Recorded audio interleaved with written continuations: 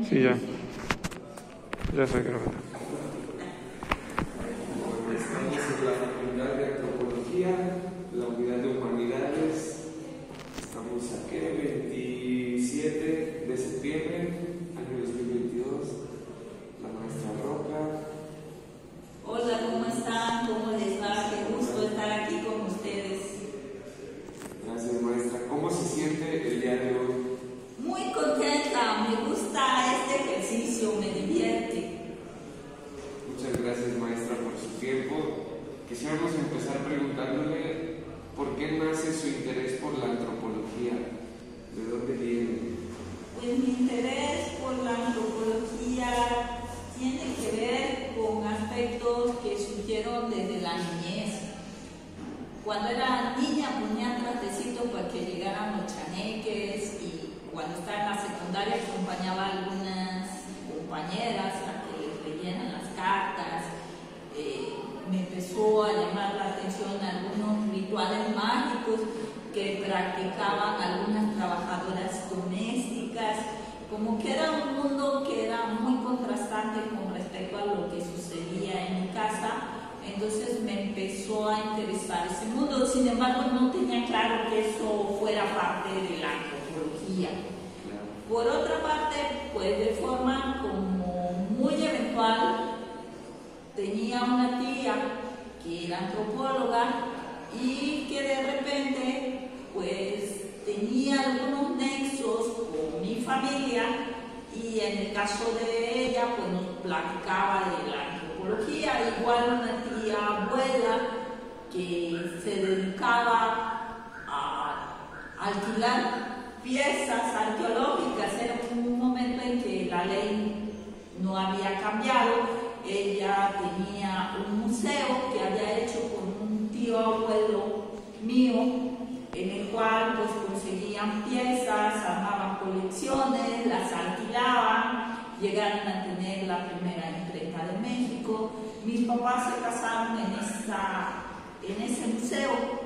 Entonces era como un referente que tenía. Tampoco tenía como muy claro que eso tuviera que ver tanto con la antropología, era como cosas que estaban ahí. Por otra parte, pues a mí me gustaba escribir, me gustaba leer. Me fui de mi casa como a los 17 años y empecé a trabajar. Trabajaba en tesorería y trabajaba 8 horas, me permitía mantenerme. Y lo que yo quería estudiar estaba en Veracruz, que era Ciencias y Técnicas de la Comunicación. Entonces alguna vez vine aquí y pues el jefe del área me platicó las distintas carreras que había, y antropología me llamó la atención. Pensé que podía articular eso que había visto en la infancia y que ahí podría tener un sentido. Al mismo tiempo el ir a otros lugares, el conocer otras culturas, me llamó mucho la atención, y por eso elegí antropología. Ok, muchas gracias, muy interesante. Íbamos a hacer la pregunta de qué experiencias le acercaron, pero creo que nos las acaba de platicar. Y también le iba a hacer la pregunta de que si no fuera antropóloga, ¿qué sería? Pero creo que ya nos dijo que iba a estudiar Ciencias de la Comunicación. De la Comunicación, sí. Después estudié Sociología Política e Historia Regional, pero sin duda a mí el periodismo me apasiona. Ok, entonces si no fuera antropóloga, de alguna u otra forma estaría interesada con las personas, con lo que hacemos, con cómo se cuenta lo que hacemos también. Sí. Bueno, la siguiente pregunta es, ¿qué relación tiene la antropología con la magia? Bueno, la magia forma parte de la cultura. Las posibilidades que tenemos los antropólogos son muy amplias, porque al trabajar la cultura trabajamos todas las manifestaciones del ser humano, y al trabajar eso pues estaríamos trabajando algunos aspectos que tendrían que ver con la magia. Cuando era estudiante, pues precisamente era uno de los temas que me interesaban mucho, más vinculado a la medicina tradicional. En ese entonces, más vinculado a aquellos aspectos que tenían que ver con Mesoamérica, con lo prehispánico, cuando era estudiante el tema que a mí me apasionaba era precisamente el tema de la medicina tradicional. Y pues yo hubiese pensado que me iba a titular con algo que tuviera que ver con eso. Y cuando egresé de la carrera, pues lo primero que empecé a trabajar fue en la construcción de casas de cultura y en el proyecto de medicina tradicional. Y ahí precisamente empecé a ver cuestiones que tenían que ver con lo sobrenatural, en el caso de los culebreros, que alejaban a las víboras, generaban campos de energía y que las alejaban de un hectárea, que los ganaderos lo contrataban precisamente para que alejaran las víboras y no le picaran al ganado. Entonces esa parte pues tenía que ver con lo sobrenatural, pero muy vinculado con lo prehispánico. Muy bien, la siguiente pregunta es, ¿cómo se relaciona la magia en su día a día? La magia se relaciona en la vida cotidiana, yo creo que de todas las personas, porque creo que todas las personas tenemos esa posibilidad de encontrar cosas que no aparecen a simple vista y que ahí están. En el caso de la magia es un sistema en el cual hay una serie de creencias y hay una serie de prácticas. Entonces yo creo que cualquier persona de alguna manera puede interiorizar hacia este sistema y desarrollar de diferentes maneras este sistema. En el caso mío, pues creo que me ha acercado a este sistema un poco lo que les digo desde que era niña, ¿no? Que quería que los chaneques llegaran y que le ponía trajecitos. Después, cuando fui estudiante, le empecé a dar otro sentido. Empecé a conocer lo de las plantas medicinales, lo de la cosmovisión en el sur de Veracruz, porque en cada región hay cosmovisiones distintas. Cuando hice la tesis de licenciatura, pues tuve un acercamiento a aspectos mágicos en donde sí está lo prehispánico, pero también están aspectos que tienen que ver con el medievo, que también vienen de Europa, de lo pagano.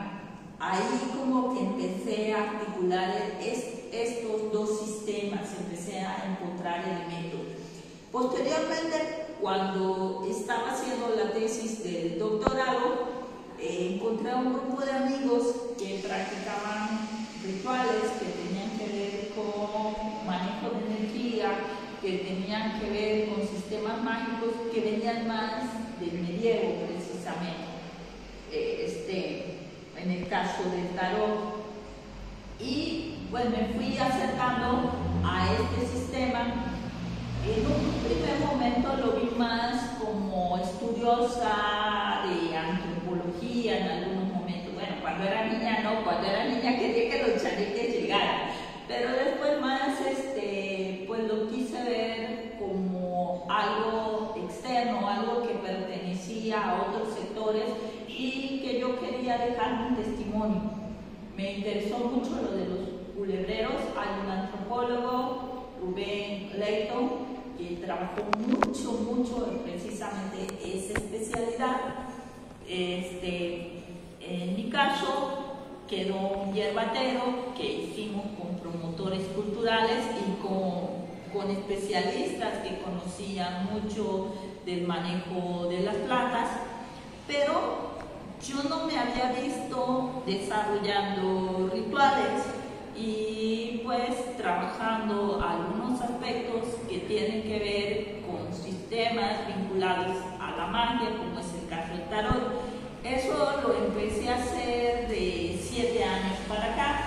Entonces, pues el tarot forma parte de mi vida y pues dijéramos que ahí estaría como que aquellos aspectos que tienen que ver con la magia. ¿Cómo podría transmitir este tipo de conocimiento? Pues creo que es un conocimiento que es un tanto hermético. Se manejan algunos grupos, bueno, algunos grupos manejan manejan una mayor socialización de este tipo de conocimientos. A mí me lo compartió un grupo cerrado. Era un grupo que trabajaba diferentes oráculos, algunos cristales, algunos las runas, algunos el tarot, y a veces íbamos a meditar, a veces hacíamos algunos rituales para desarrollar más la percepción. Yo lo concibo de esa manera. Quien tiene mucho interés de conocer el tarot, con mucho gusto, yo les doy clases. Una vez a la semana vemos una carta, pero lo hago de forma aislada, un alumno, dos alumnos. No tengo yo la intención de masificar. La siguiente pregunta sería: ¿qué factores, tanto psicológicos como situacionales, fueron los que influyeron más en su interés por la magia? Bueno, en específico, para que yo empezara a desarrollar y pues a leer el tarot, estaba yo en un momento de mucha crisis. Estaba terminando la tesis del doctorado, ya no me habían extendido la beca y pues no podía trabajar tampoco muchas horas porque tenía que trabajar en mi tesis. Entonces era como muy estresante, mi percepción era mínima y tenía mucho trabajo. En esos momentos fue cuando conocí a este grupo. Bueno, este grupo lo conocía, ya eran amigos míos que estaban haciendo su maestría, pero no habíamos tenido un acercamiento con respecto a la magia. Y precisamente en esos momentos, por una circunstancia también un poco que ellos buscaron a acercarme a mí a este conocimiento porque me veían muy estresada. Y alguna vez me preguntaron si me interesaban las cosas de superación personal y les había dicho que no. Entonces un día me invitaron a una fiesta, pero fue una fiesta de magos, era una fiesta en la que ellos me explicaron lo que hacía, y entonces ahí me acercaron a este conocimiento. Y era un momento en el que también había mucha violencia porque era un momento en que se estaban disputando las plazas. Entonces era un momento en donde había balazos, aquí en Jalapa incluso, ¿no? Y entonces vivíamos con mucha tensión, aunado, bueno, a la tensión generada porque pues la carga que yo tenía de que no me podía titular, pues la tensión en el ambiente. Entonces precisamente pues el acercarme a meditar, el acercarme a este conocimiento me permitió una mayor armonía y me permitió como que enfrentar las situaciones de estrés que estaba viviendo pues de una mejor manera. Además, como ustedes lo han percibido, yo soy muy enojona, entonces precisamente meditar, precisamente esto me ha servido como para controlar un poco ese demonio que me domina. Okay. Bueno, así sería algún consejo para las personas que empiezan a tener interés por la magia. Bueno, pues hay una parte que es teórica, hay una parte que tiene que ver con la teoría y bueno, fue en sociología, porque en antropología hay varios textos que tienen que ver con la magia, como La rama dorada de Fraser. Malinowski también trabajó mucho los aspectos que tienen que ver con la magia, pero sin duda quien empieza a definir de forma académica es Durkheim.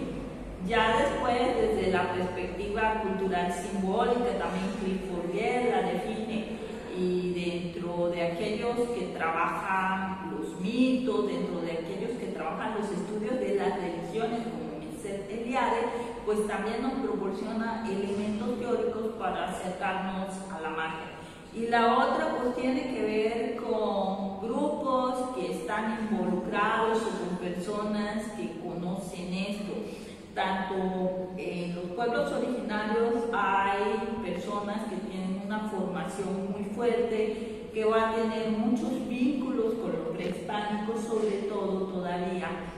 Pero pues hay personas en el ámbito urbano que también trabajan este conocimiento desde otras perspectivas y desde muchas perspectivas. Creo que lo ideal sería acercarse con alguien que conoce de estos temas desde una perspectiva que a nosotros nos pudiera interesar, porque también hay muchas perspectivas dentro de este tema de la magia. Y pues en la parte teórica pues irnos acercando a los textos que nos permiten elementos para saber qué cosa es la magia, cómo se define, algunos rituales que tengan que ver con la magia. Y ya después pues irnos acercando a alguien que le interese algo de la magia desde la perspectiva que a nosotros nos interesa.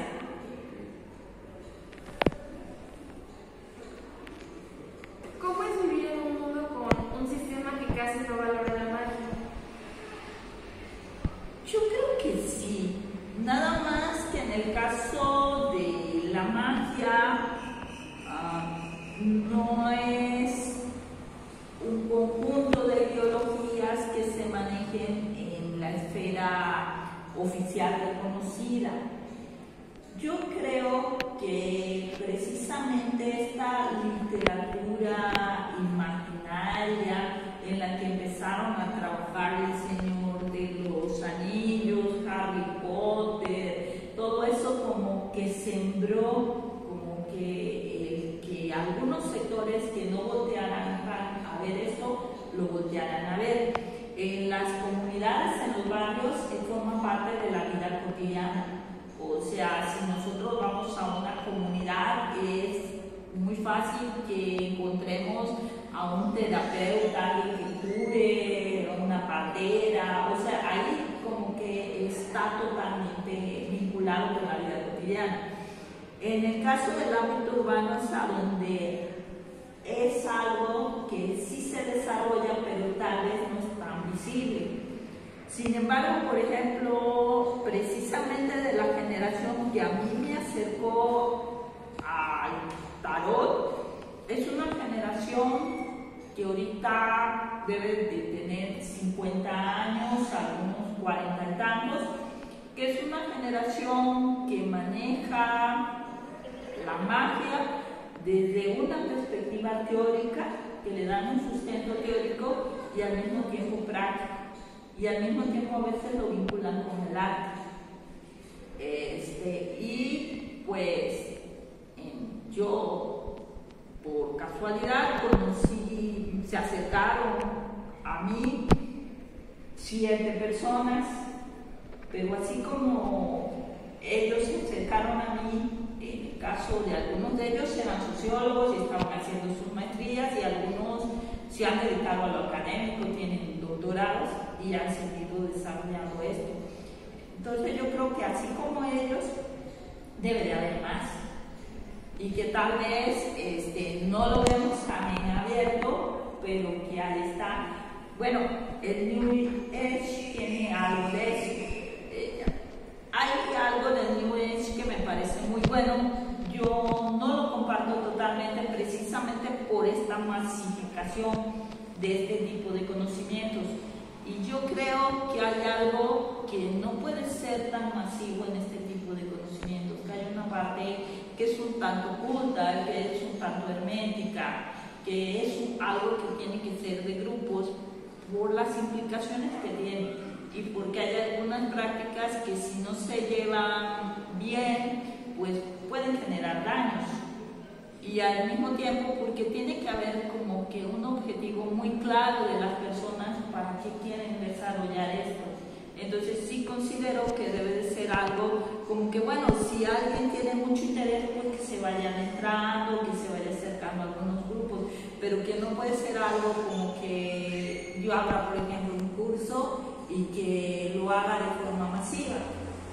Creo que no, que es algo como que más así, como que más individual. Y que tal vez por eso también no lo vemos así tan en el exterior. Para finalizar, ¿cómo se sintió durante esta entrevista? ¿Cómo me sentí durante la entrevista?